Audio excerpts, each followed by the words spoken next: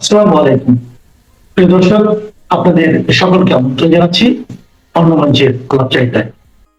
সুপ্রিয় দর্শক, আসসালামু আলাইকুম। আপনাদের সবাইকে স্বাগত জানাচ্ছি এখনকার আলোচনায়। আপনাদের সঙ্গে আছি আমি সিরাজুল ইসলাম। দর্শক, সিরিয়ায় বাশার আসাদ সরকারের পতন হয়েছে। সেখানে এমন একটা সরকার ক্ষমতা এসেছে যে সরকারের উপরে কারোর ভিন্ন মাত্রার প্রত্যাশা ছিল, আর কেউ কেউ জানে এই সরকার সিরিয়ার স্বার্থ রক্ষা করতে পারবে না। কেন স্বার্থ রক্ষা করতে পারবে না? আর যারা ভাবছিল এই সরকার তাদের খুব পছন্দের সরকার, কেনই বা তারা ভাবছিল এটা পছন্দের সরকার? আর এই যে সিরিয়ার প্রেসিডেন্ট আহমেদ আল সারা, যার নানামুখী কথা কর্মকাণ্ড নিয়ে মুসলিম বিশ্বে বেশ বড় রকমের বিতর্ক সৃষ্টি হয়েছে। কেনই বা এই বিতর্ক? তুরস্কের সিরিয়ার রাজনীতিতে বিশেষ করে এই আহমেদ আল সারাকে ক্ষমতায় বসানোর ক্ষেত্রে তুরস্কের প্রেসিডেন্ট রজব তাইয়্যিপ এরদোগানের বিশেষ ভূমিকা ছিল। যদি আহমেদ আল সারা মুসলিম উম্মার জন্য বা সিরিয়ার জাতীয় স্বার্থের জন্য খুব উপযোগী না হন, তাহলে কেন এরদোগান তাকে ক্ষমতায় বসানোর জন্য এতটা মরিয়া ছিলেন? এবং এখন এত বিতর্ক আসলে কেন হলো?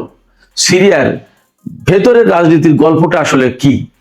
সুপ্রিয় দর্শক, আজকের এই ভিডিওতে আমরা সিরিয়ার ভেতর বাইরের মূল গল্পের আদ্যপান্ত জানার চেষ্টা করব।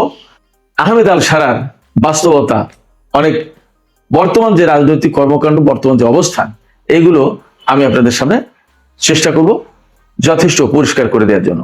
আশা করি আপনারা শেষ পর্যন্ত সঙ্গে থাকবেন। আর ভিডিও যদি ভালো লাগে তাহলে লাইক, কমেন্ট, শেয়ার করবেন এবং চ্যানেলটি সাবস্ক্রাইব করে সাথেই থাকবেন। দর্শক, 2013-14 সালের দিকে ইরাক এবং সিরিয়ায় হঠাৎ করে আবির্ভূত হলো পাগড়ি পরা একদল যোদ্ধা, যারা ইসলাম কায়েম করবে, যারা খেলাফত প্রতিষ্ঠা করবে এবং ইসলামী শাসন ব্যবস্থা সেই খোলাফায়ে রাশেদিনের সোনালী অধ্যায় ফিরিয়ে আনবে। ইরাক এবং সিরিয়ায় অসম্ভব দ্রুত গতিতে তারা ঢুকে পড়লো এবং বানের পানির মতো অসম্ভব দ্রুত গতিতে চারিদিকে ছড়িয়ে পড়লো। সিরিয়ার বিরাট অংশ তাদের কন্ট্রোলে নিয়ে নিল, ইরাকের বিরাট অংশ কন্ট্রোলে নিয়ে নিল। মাথায় পাগড়ি, বেশিরভাগই কালো, বেশ বড় বড় দাড়ি, গায়ে জুব্বা, দেখতে একেবারেই ইসলামী আমলের লোকজনের মতো, ইসলাম অনুসরণকারী লোকজনের মতো। দেখে বোঝার উপায় নেই তারা মুসলমান নয়, তারা মুসলিম উম্মার জন্য কাজ করছে না, তারা সত্যিকারের খেলাফত প্রতিষ্ঠা করতে আসেনি। তাদের চেহারা, সুরত, এগুলো দেখে বোঝার কোনো উপায় ছিল না। ঘোষণাটা তারা খুব মুখরোচক দিয়েছিল, খেলাফত কায়েম। সারা বিশ্বের সাধারণ মুসলমানরা ব্যাপকভাবে তাদের এই বক্তব্য, তাদের এই চিন্তা চেতনা, তাদের এই কথাকে গ্রহণ করলো, একেবারে বলা যায় গোগ্রাসে গিলল। কিন্তু পেছনে থেকে গেল অনেক কালো অধ্যায়, ইতিহাসের অনেক সম্ভাব্য কাহিনী। কি সেই কালো অধ্যায় এবং কি সেই সম্ভাব্য করুণ কাহিনী? কালো অধ্যায় হলো এই যে যারা খেলাফত প্রতিষ্ঠার নামে বানের পানির মতো ছড়িয়ে পড়লো ইরাক এবং সিরিয়ায়, তারাই অল্প কিছুদিনের ভেতরেই এমন ভাবে মানুষ হত্যা শুরু করলো, নারীদের ধর্ষণ করলো, এমন ভাবে অত্যাচার, নির্যাতন, নিপীড়ন চালালো এবং এমন ভাবে জোর জবরদস্তি করলো, সরকারি বাহিনীগুলোকে নাস্তানাবুদ করে দেওয়ার চেষ্টা করলো এবং তাদের কর্মকাণ্ডের ভেতর দিয়ে খুব অল্প সময়ের ভেতরে পরিষ্কার হয়ে গেল এরা খেলাফত প্রতিষ্ঠা করতে আসেনি, এরা কারোর হয়ে বিশেষ কোনো এজেন্ডা বাস্তবায়ন করতে এসেছে। খুব দ্রুতই বিষয়গুলো অনেকের কাছেই স্পষ্ট হয়ে গেল। বিশেষ করে ইরান এই বিষয়টি খুব দ্রুত বুঝে ফেলল এবং এর পাল্টা ব্যবস্থা নেওয়া শুরু করলো। অনেকে ইরানকে এই খেলাফত প্রতিষ্ঠাকারীদের বিরুদ্ধ শক্তি বলে তখন প্রচার শুরু করলো এবং এই ব্যাপারে, অর্থাৎ খেলাফত প্রতিষ্ঠাকারী সকল যে লোকজন, তাদের পক্ষে পাশ্চাত্য এবং আরব অঞ্চলের গণমাধ্যমগুলো একেবারে চোখ বন্ধ করে সমর্থন দিল, নানানভাবে তাদের কর্মকাণ্ডকে বৈধ করলো এবং ইরান যেটা করতে চাইলো, অর্থাৎ তাদেরকে প্রতিরোধ করার চেষ্টা করলো। সিরিয়ার প্রেসিডেন্ট বাশার আল আসাদ, তিনি প্রতিরোধ করার চেষ্টা করলেন। ইরাকের তখন মালিকি সরকার, সম্ভবত নুরি আল মালিকি, তারা প্রতিরোধ করার চেষ্টা করলেন। সবাইকে তখন ইসলাম বিরোধী আখ্যা দেয়া হলো, মুসলিম বিরোধী, মুসলিম স্বার্থের বিরোধী এটা চেষ্টা করা হলো প্রতিষ্ঠা করার জন্য। কিন্তু বাস্তবতা আসলেই নির্মম, এবং এই কথিত খেলাফত প্রতিষ্ঠাকারী কারা ছিল তাদের বিষয় পরিষ্কার হয়ে গেল। এবং পরিষ্কার হলো সবচেয়ে এই বিষয়টি যে এরা প্রকৃতপক্ষে মুসলমানদের স্বার্থে তো নয়ই, বরং মুসলমান এবং ইসলামদের ধ্বংস করার জন্য এসছে। তারা যে সমস্ত উগ্রবাদী সন্ত্রাসবাদী কর্মকাণ্ডে জড়িয়ে পড়লো, যেগুলো করতে থাকলো, তাতে সারা বিশ্বের কাছে এই মেসেজ যেতে থাকলো যে ইসলাম বুঝি এমনই, ইসলাম বুঝি এমন উগ্রবাদী, এমন সন্ত্রাসী। অতএব তারা যে প্রকৃতপক্ষে ইসলামকে সর্বনাশ করতে এসেছে, এটা একটা পর্যায়ে গিয়ে মানুষের কাছে পরিষ্কার হলো। এর ভেতরে ইরাক এবং সিরিয়ায় হাজার হাজার মানুষ প্রাণ দিল। শুরু হলো লড়াই।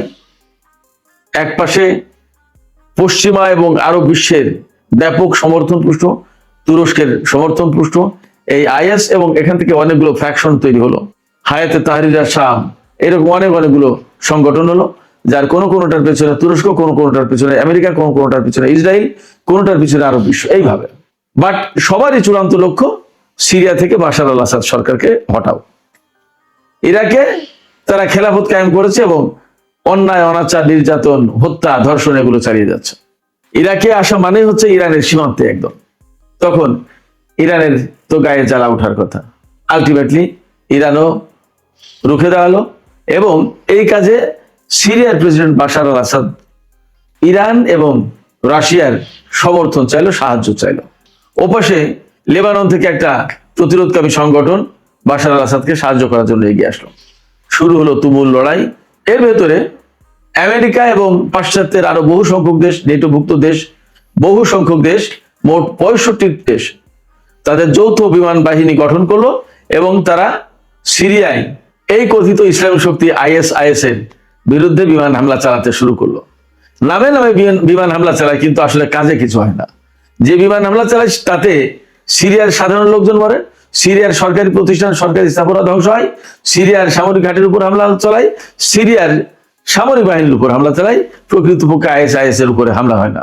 তখন একটা পর্যায়ে বারাক ওবামা ক্ষমতা এবং হিলারি ক্লিন্টন পররাষ্ট্রমন্ত্রী, হিলারি ক্লিন্টনের নেতৃত্বে ফ্রেন্ডস অফ সিরিয়া নামে একটা সংস্থা গঠন করা হলো। এই সংগঠন বা এই সংস্থার দুটো বৈঠক হয়েছে তুরস্কে, ফ্রেন্ডস অফ সিরিয়া। তুরস্কের সাথে বাশার আল আসাদের কিন্তু একসময় খুব ভালো সম্পর্ক ছিল, দুই প্রতিবেশী দেশ, অনেক ইতিহাস, ঐতিহ্য, অনেক কিছু একসাথে। অথচ একটা পর্যায়ে গিয়ে এই বাশার আল আসাদ সরকারকে উৎখাত করার জন্য এরদোগান উঠে পড়ে লাগলেন। তিনি সিরিয়ায় মুসলিম ব্রাদারহুডের শাসন কায়েম করার কথা বললেন। নিজের দেশে ইসলামী শাসন প্রতিষ্ঠার কোনো খবর নেই, নিজের দেশে মুসলিম ব্রাদারহুডের শাসনের কোনো খবর নেই, কিন্তু সিরিয়ায় মুসলিম ব্রাদারহুডের শাসন প্রতিষ্ঠার জন্য তিনি খুব অ্যাডামেন্ট হয়ে উঠলেন, সিরিয়াস হয়ে উঠলেন। তিনি এই যে আজকে যে আহমেদ আল সারা, তাদের যে মূল সংগঠন হায়াতে তাহরির শাম, তাদেরকে সমর্থন দেওয়া শুরু করলেন রজব তাইয়িপ এরদোগান। তার টার্গেট ছিল সিরিয়ার একটা বিরাট বড় ভূখণ্ড তুরস্কের আওতাধীন করতে হবে, নিজেদের অধীনস্থ করতে হবে। বাশার আল আসাদ সরকার থাকলে এটা সম্ভব না। তুরস্কের এটা কাহিনী। ইসরায়েল বা পাশ্চাত্যের তাদের প্রত্যাশা ছিল বাশার আল আসাদ সরকার যতক্ষণ পর্যন্ত ক্ষমতা আছে ততক্ষণ পর্যন্ত সিরিয়ার আকাশ, সিরিয়ার ভূমি মুক্ত না। অতএব ইসরায়েল যে গ্রেটার ইসরায়েল প্রতিষ্ঠা করতে চায় সেটা সম্ভব না। একেবারে ইসরায়েল থেকে সামনে পা বাড়ালেই সিরিয়া, বাশার আল আসাদ সরকার, যারা কখনো ইসরায়েলের সাথে সম্পর্ক প্রতিষ্ঠার চিন্তাও করেনি, বরং যুদ্ধ করেছে কয়েকবার। অনেক দেশ, আরব দেশ ইসরায়েলের সাথে মীমাংসা করেছে, আপোষ রফা করেছে, কিন্তু বাশার আল আসাদ সরকার বা তার বাবা হাফিজ আল আসাদের সরকার কখনো আপোষ রফায় যায়নি। এছাড়া ইসরায়েল যে গ্রেটার ইসরায়েল প্রতিষ্ঠা করতে চায় বা আমেরিকার নিউ মিডল ইস্ট প্ল্যান বাস্তবায়ন করতে চায়, সেটা করতে গেলে সিরিয়াকে ভাঙতে পারলে বা সিরিয়ার বাশার আল আসাদকে যদি উৎখাত করে দেওয়া যায়, তাহলে দ্রুত গতিতে ইরাক দখল করে নেবে, ইরান দখল করে নেবে, একদম সহজ। তখন আফগানিস্তানে কিন্তু মার্কিন বাহিনী দখলদারিত্ব কায়েম করে রেখেছে। এইরকম একটা প্রেক্ষাপটে সিরিয়া দখল করাটা খুব গুরুত্বপূর্ণ ছিল। ইরান এই পলিটিক্স বুঝতে পারলো, এই ষড়যন্ত্র বুঝতে পারলো, বুঝে তারা দ্রুতই রুখে দাঁড়ালো, রাশিয়ার সাহায্য নিল এবং বাশার আল আসাদ সরকার টিকে গেল। এপাশে ইরান একটা অবস্থায় থাকলো, রাশিয়াও অবস্থায় থাকলো, সারা বিশ্বে রাশিয়ার নতুন করে একটা প্রভাব প্রতিপত্তি তৈরি হলো। এর ভিতর দিয়ে ইসরায়েল কিন্তু প্রায় প্রতিদিন সিরিয়ায় হামলা চালায়। অথচ সিরিয়ায় কিন্তু ইরান তার একটা ভালো অবস্থান গড়ে তুলছিল, সামরিক অবস্থান। এবং সেই সময় ফিলিস্তিন, লেবানন থেকে শুরু করে ইরাক, ইয়েমেন সব জায়গায় একটা প্রভাবশালী প্রতিরোধকামী সংগঠন, তারা এই যে প্রক্সি ফোর্স যেটা, এরা গড়ে উঠলো। এর ভেতরে ইরানি কনসুলেটে হামলা চালালো ইসরায়েল, যাতে ইরান প্রতিশোধ হিসেবে ইসরায়েলে হামলা চালানো শুরু হলো ইসরায়েল এবং ইরান যুদ্ধ, ইতিহাসের নতুন অধ্যায়। এইগুলো করতে করতে করতে করতে এর ভেতরে যখন সিরিয়াটা বেশ অস্থিতিশীল, ইসরায়েলের হামলা, ইরানের সাথে ইসরায়েলের যুদ্ধ ইত্যাদি ইত্যাদি মোকাবেলায় বেশ একটা অস্থিতিশীল, ঠিক সেই মুহূর্তে তুর্কি সীমান্ত থেকে শুরু হলো বাশার আল আসাদ সরকার বিরোধী আন্দোলন। একেবারে পঙ্গপালের মতো লেলিয়ে দেওয়া হলো খুব একটা নাজুক সময়ে, যখন ইরান, রাশিয়া, বাশার আল আসাদ সরকার বা অত্র অঞ্চলে যে সমস্ত প্রতিরোধকামী সংগঠন যারা ইসরায়েল এবং আমেরিকার বিরুদ্ধে কাজ করে, তাদের বিরুদ্ধে লেলিয়ে দেওয়া হলো। তুরস্ক এই কাজটা করলো, এরদোগান। এবং তখন এমন পরিস্থিতি যে তাদের বিরুদ্ধে যদি সিরিয়ার আসাদ সরকার সামরিক বাহিনী নিয়ে যুদ্ধ শুরু করে, তাহলে সিরিয়ায় রক্ত গঙ্গা বয়ে যায়, অর্থাৎ সিরিয়ায় প্রচন্ড রকমের হানাহানি, মারামারি শুরু হয়। এটা বাদ দেওয়ার জন্য, এটা এড়ানোর জন্য বাশার আল আসাদ সরকার অনীহা প্রকাশ করে এবং বললো যে এটা আমরা করতে চাই না। তখন ইরান এবং রাশিয়া বললো আচ্ছা ঠিক আছে, যার দেশ সে যদি করতে না চায় তাহলে তাকে ছেড়ে দেওয়া হোক। তখন বাশার আল আসাদ সরকার রাশিয়ায় আশ্রয় নিলেন এবং সিরিয়া এই জোলানির নেতৃত্বে হায়াতে তাহরির আল-শামের অধীনে চলে গেল, তারা সরকার কায়েম করলো, ইসলামী সরকার প্রতিষ্ঠা করবে বলেছিল। কিন্তু জোলানির অধীনে সিরিয়া যাওয়ার কয়েকদিনের ভেতরেই ইসরায়েল ব্যাপকভাবে কয়েকদিন ব্যাপী হামলা চালিয়ে সিরিয়ার সমস্ত সামরিক ঘাঁটি, অস্ত্র, ক্ষেপণাস্ত্র, প্রতিরক্ষা ব্যবস্থা, যত যা কিছু ছিল সমস্ত সবকিছু ধ্বংস করে দিল। এবং তখন তো সিরিয়ার সামরিক বাহিনী সংগঠিত না, আসাদ সরকারে কে কার পক্ষে যাবে, অনেক কিছু, কার বিচার হবে কার বিচার হবে না, জোলানি কারে রাখবে কারে রাখবে, অনেক কিছু, এইরকম একটা সুযোগ নিয়ে ইসরায়েল একদম তছনছ করে দিল সিরিয়াকে। এরদোগান কিন্তু কিছুই বলেননি, কিছুই করেননি। এই পরিস্থিতিতে আজকে জোলানি সিরিয়ার প্রেসিডেন্ট হিসেবে ইসরায়েলের সাথে শান্তি চুক্তি করার চেষ্টা করছে, নিরাপত্তা চুক্তি, যাতে সিরিয়া ভালো থাকে। ইসরায়েলের হাতে যেখানে গ্রেটার ইসরায়েল প্রতিষ্ঠা করার পরিকল্পনা, পাশ্চাত্যের দেশগুলোর হাতে যখন নিউ মিডল ইস্ট প্ল্যান বাস্তবায়নের পরিকল্পনা, তখন জোলানি ইসরায়েলের সাথে শান্তি চুক্তি করে তার দেশে শান্তি নিশ্চিত করতে পারবে, এটা কি সম্ভব? এবং তুরস্কের প্রেসিডেন্ট রজব তাইয়িপ এরদোগান ঠিকই চুপচাপ বসে আছেন।